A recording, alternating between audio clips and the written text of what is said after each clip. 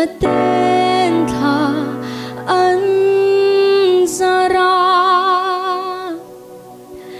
imamo bere Thian Rinawm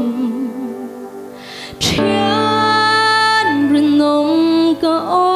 me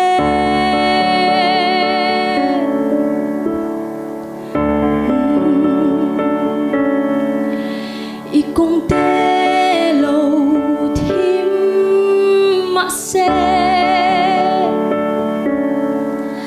ban san thấy tô lâu mà la imamo bere Thian Rinawm Thian Rinawm ka me itan ka reng eng tik lai boin ilaw na ti bo turi itan ka reng eng tik lai boin mangay tu inesiala base na en chu inei thei nan ka tran pui zelang che ka me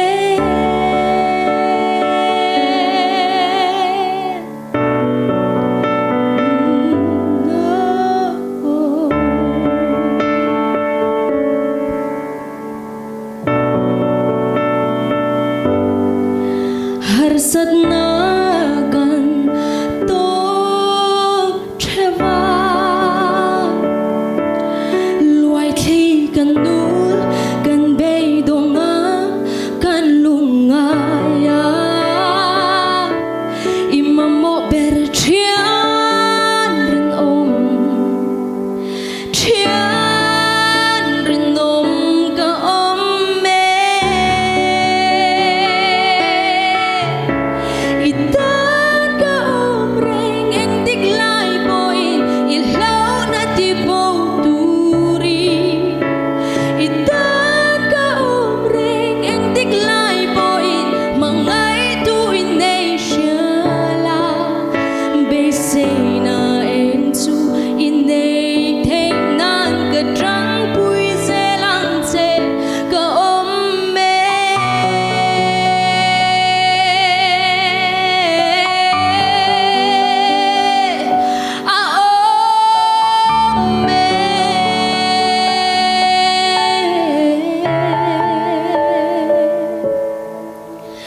inunahar sa natin law natin ka zar ma se me amen Nagpa Fakinam Ross.